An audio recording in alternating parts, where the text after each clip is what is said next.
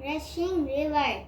No, you can't go down to the river, said Mum in her strictest, do what you are told voice. It had been raining all night. Bilal knew that the river was close to bursting its banks. In the dry season, the river was small enough to jump over, but in the rainy season, it grew into a raging monster. Please, Bilal pleaded. No, it's too dangerous, said Dad. I will be careful. No, repeated Dad.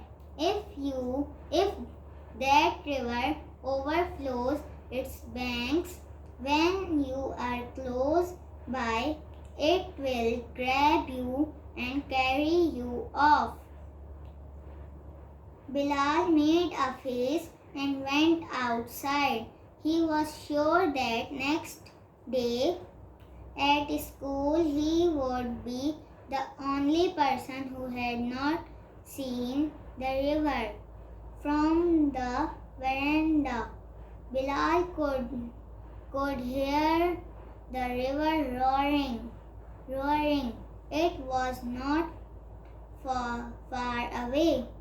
Surely he did be able to see it from the top of that big mango tree in Mr. Singh's garden. It was an easy tree to climb branches. He had a great view right down the river. The water was brown and swirling, higher than he had ever seen it. Enormous branches were being carried along like paper boats. Bilal gazed as old tires, a shopping cart, and what looked like a whole tree rushed by. He lost track of time until he heard his name being called. Then he see Mum running down to the river shouting. Dad was running after her. What was going on? Suddenly Bilal understood. He scrambled down the tree as fast as he could, grazing his knees and dripping his t-shirt. Then he raced across the field towards the river. Mum, Dad, he yelled even though he